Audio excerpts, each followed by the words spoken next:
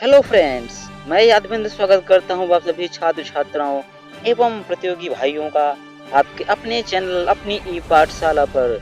जी हां, तो साइंस के आज के इस टॉपिक में हम देखने वाले हैं अपवर्तनांक n व प्रकाश की चाल c के बीच में एक रिलेशन। जी हां, तो क्या है इनके बीच में संबंध? जैसा कि आप जानते हैं, इसके पूर्व के वीडियो में यानी कि पिछली क्लास में हमने पढ़ा था अपवर्तनांक के बारे में। अपवर्तनांक क्या होता है, अपवर्तनांक के नियम क्या हैं, आज हम देखेंगे अपवर्तनांक n व प्रकाश की चाल में संबंध, और इसके साथ ही हम चर्चा करेंगे अपवर्तनांक के कुछ व्यवहारिक उदाहरणों पर। जी हाँ, तो आइए स्टार्ट करते हैं आज की क्लास। हाँ, यदि आपने अभी तक इस चैनल को सब्सक्राइब नहीं किया है तो प्लीज़ चैनल को सब्सक्राइब जरूर करें और अपने सभी दोस्तों तक, अपनी क्लास के सभी मित्रों तक इस वीडियो को शेयर ज़रूर करें, जिससे कि यह वीडियो सभी दोस्तों तक पहुंच सके। आगे भी आपको साइंस और मैथ्स के सभी क्लासेस यहाँ पर मिलने वाली हैं, तो देर किस बात की, अभी चैनल को सब्सक्राइब करें। तो आइए बढ़ते हैं आज के टॉपिक पर। जी हाँ,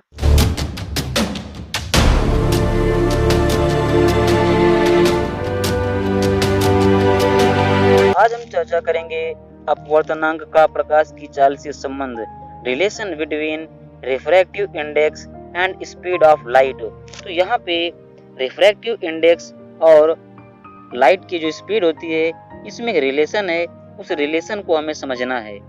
इसको समझने के लिए हमें कुछ बातों को समझना जरूरी है।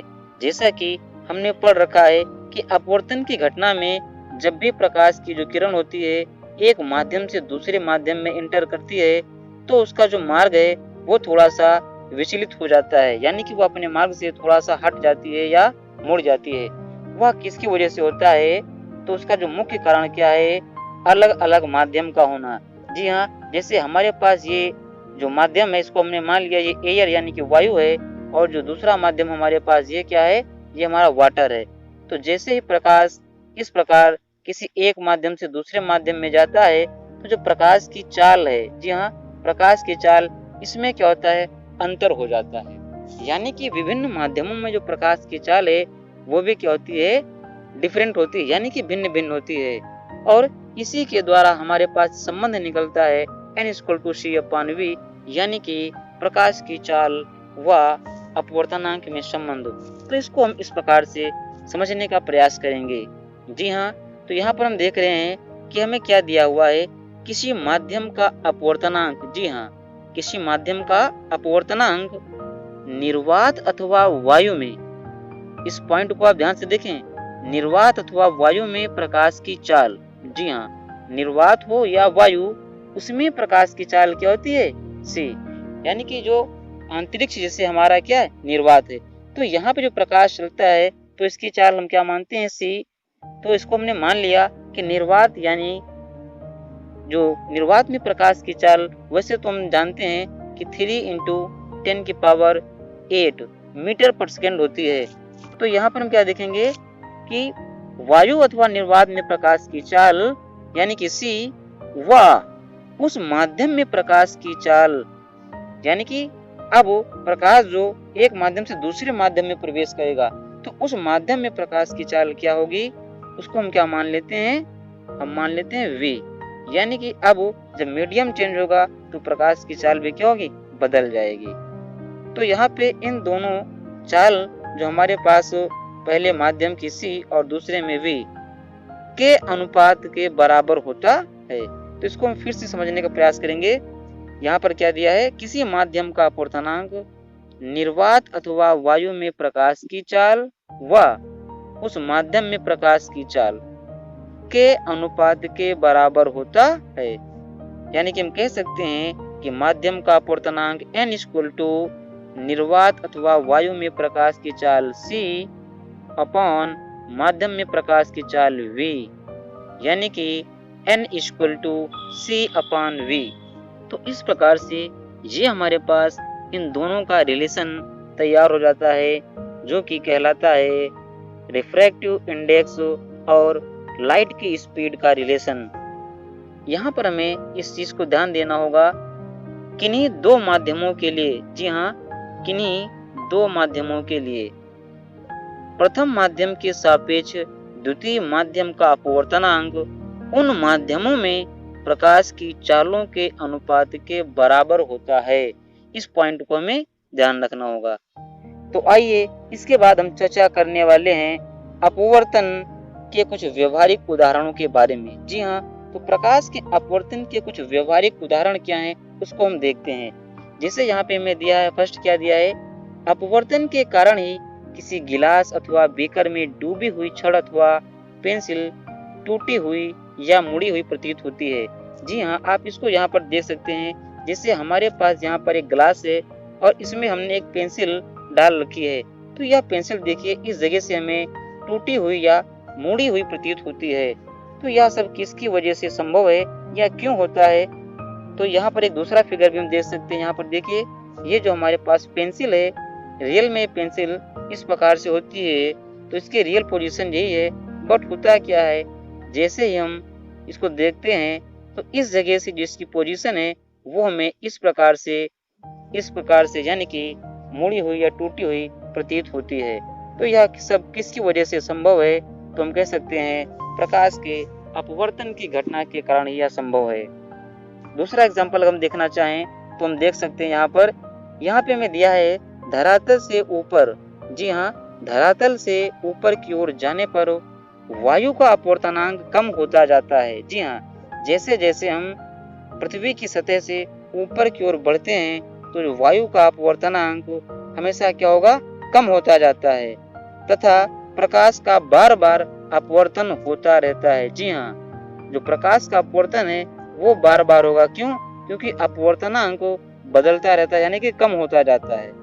इसके परिणाम स्वरूप इसका रिजल्ट जो होता है वो क्या होता है कि सूर्योदय व सूर्यास्त के समय सूर्य क्षितिज के नीचे होने पर भी दिखाई देता है। जी हाँ, ये इंपॉर्टेंट घटना है कि सूर्य क्षितिज से नीचे होने के बाद भी हमें क्या होता है, दिखाई देता है। इसको भी आप इस फिगर के माध्यम से देख सकते हैं। ये देखिए, हमारे पास ये हम पृथ्वी के सरफेस पर हैं और ये देखिए, ये जो हमें लाइनें दिखा रही हैं, ये क्या दिखा रही हैं कि जैसे जैसे हम एटमॉस्फेयर से ऊपर की ओर जाते हैं तो प्रकाश का जो अपवर्तनांक है वो लगातार कम होता जाता है। तो यहाँ पर हम देखें तो ये जो हमारी सूर्य की रियल पोजीशन है, यानी कि क्षितिज, ये हॉरिजॉन्टल लाइन है हमारे पास, इससे नीचे होने पर भी ये यहाँ पे हमें क्या होता है, दिखाई देता है। तो यह सब किसकी वजह से संभव है? प्रकाश के अपवर्तन के कारण ही संभव है। नेक्स्ट एग्जाम्पल भी हम देख सकते हैं। यहाँ पर हमें दिखाया गया है रात्रि में ताप परिवर्तन के कारण वायुमंडल की विभिन्न परतों का घनत्व बदलता है, जिसके कारण वायु का अपवर्तनांक बदलता रहता है। तो जैसे जैसे अभी हमने नेक्स्ट एग्जाम्पल में देखा, पिछले एग्जाम्पल में, कि जैसे जैसे हम पृथ्वी के सतह से हम ऊपर की ओर बढ़ते हैं तो अपवर्तनांक कम होता रहता है। परिणाम स्वरूप घनत्व भी क्या होगा, बदल जाएगा, यानी कि घनत्व भी बदलता रहता है। इसी कारण तारे टिमटिमाते हुए प्रतीत होते हैं। जी हाँ, यही कारण होता है कि रात्रि में हमें तारे आकाश में क्या होते हैं, टिमटिमाते हुए प्रतीत होते हैं, क्योंकि उनसे आने वाले प्रकाश का लगातार अपवर्तन होता रहता है। जी हाँ, प्रकाश का लगातार क्या होता है, अपवर्तन होता रहता है। और हमें यहाँ पर मुख्य पॉइंट में यहाँ पे समझना होगा इस पॉइंट को, चंद्रमा तारों की अपेक्षा आंख पर बड़ा कोण बनाता है। जी हाँ, क्या बनाता है, बड़ा कोण बनाता है, अतः यह टिमटिमाता हुआ प्रतीत नहीं होता है। तो ये कई बार पूछ लिया जाता है कि चंद्रमा हमें तारों के जैसा टिमटिमाता हुआ प्रतीत क्यों नहीं होता है? तो उसका जो रियल रीजन है वो क्या है कि चंद्रमा तारों की अपेक्षा आंख पर बड़ा कोण बनाता है। इसको भी हम फिगर के माध्यम से देख सकते हैं। यहाँ पर आप देख सकते हैं, ये हमारे पास एक तारा स्टार है जो प्रकाश की किरण, देखिए यहाँ से ये सीधा हमारे आंखों पर आनी चाहिए, बट होता क्या है, ये इसकी जो पोजीशन है वो हमें इस जगह पे प्रतीत होती है। तो ये सब जो घटना है किसकी वजह से संभव है? तो प्रकाश के अपवर्तन के कारण।